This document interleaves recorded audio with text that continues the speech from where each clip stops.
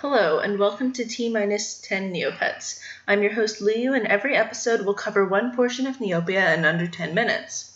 Whether you're an old hand that played Neopets in your childhood and are looking to get back into it after a long hiatus, or a completely new player who found the site via the r/Neopets subreddit or some other external site, welcome. Today's topic will be one video out of possibly two or several other videos about the Habitarium, and this one will just be a basic overview of the Habitarium, what to expect, what exactly it is, and what you do in it. So there are three different kinds of P3s, which are pets, and there's three species and there's three different jobs that they do. In this video, I only have pinchets so far. They're like orangey yellow crab looking things. There's also something called a mutix, which is a green ant-esque creature, and there's also a larkin, which is a really fat red creature. And there's also invading P3s, which are aggressive pets that will come and attack your stuff, and they will possibly damage your things if you don't kill them fast enough. So here I have three different P3s, and they have three different jobs. Some of them can do certain jobs that others can't, and then others can do jobs that more efficiently than us other P3s. So the first category that we have here is the one that I'm holding. It's a soldier. Basically, these guys fight off any invading P3s. They can also fix broken structures. So if you have a broken structure, just drag and place the soldier P3 next to it, because they generally won't be doing anything else, and they will fix that structure. These soldiers P3s will automatically attack any invading P3s that come, as well as any raids that you have from your friends. But to optimize success, clicking and dragging is the best way to go. The second type of P3 is the nester, and here she is right here. Below her is the nest. She's sitting on an egg. If you click and drag her upwards as she's dangling in the sky, you can see that there's an egg. It grows in size the more it matures. You can see from this bar right here, this blue bar, that once the egg matures, then this bar will fill all the way up, and if you pick her up, then the egg will shake.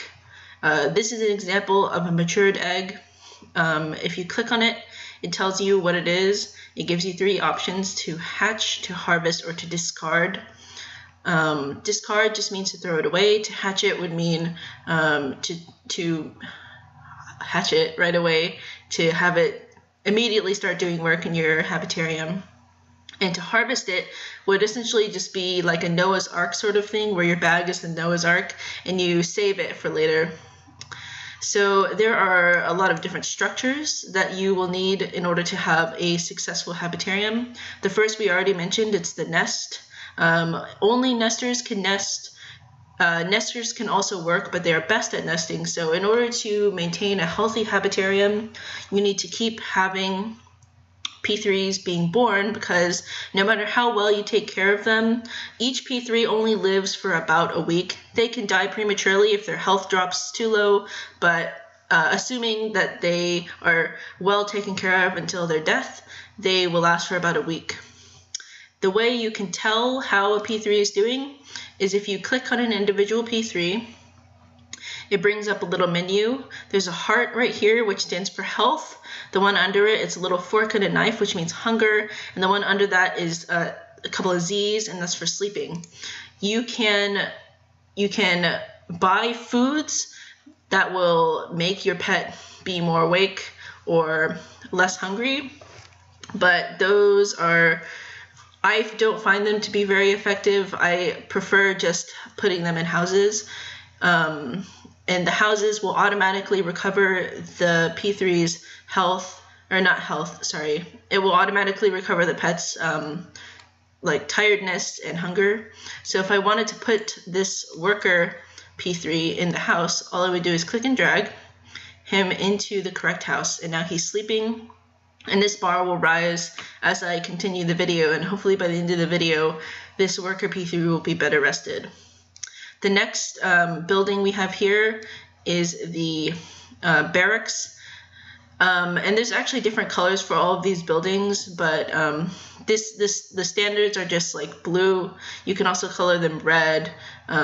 These two buildings are yellow. But the barracks are specifically for the soldiers to sleep in.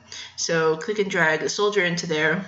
Most habitariums won't need too many barracks just because you want to have pets actually, or P3s doing work, and soldiers who just stand about idly aren't doing as much work unless invading P3s come. This next building is the hospital. You can see I already have some soldiers resting in here. That's in order to increase lost health. So if you get raided, or if you go on a raid, if you have Neo friends and you want to raid them, and their health is low, just stick them into the hospital. The next thing is a storage bin, and I'm going to drag it up so you can see. Depending on how much you level the storage, it can go from levels 1, which is basic, to 3, which is maximum, and they can hold different amounts of things. And so like this worker who is harvesting water, you can see every time they harvest water, they'll drag it back into here, and so you'll increase in water. See, there it goes. And once it's maxed, there will be a sign that tells you that it has run out of space. And all you have to do is either put down more of these, more storage bins, or just have them get the resources from some other area. These two things over here are just a few examples of the many decorations that you can have. These don't serve any purpose, they're just for aesthetics. However, you can block off areas that you don't want your P3s to enter.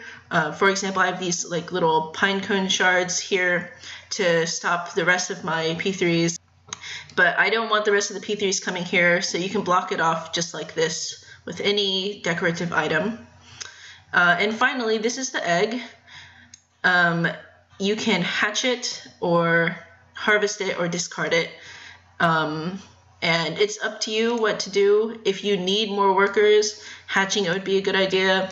If you are just harvesting for the sake of harvesting and you're already maxed out, you have tons of P3s, you don't need any more, discarding would be okay. But usually discarding is, it doesn't maximize the resources that you get from the Habitarium. So that about wraps it up for the basic overview of the Habitarium. I'm aware that there's a lot of things that I didn't cover here. And I'm also aware that I have an inordinately large soldier count. That's because I just recently started my Habitarium back up, and I realized upon starting that I almost exclusively only have soldiers. So until my nesters make more, this is my life right now. But yeah, hopefully that introduction video is helpful. This is certainly not going to be the last video over Habitarium because it's somewhat complicated in order to maximize the effectiveness of the Habitarium. But if you're just starting out and you only have like 1 or 2 P3s, this should be a sufficient overview for you until you progress a little bit more. So I will upload the second half of this video very soon, and thanks so much for watching. Bye.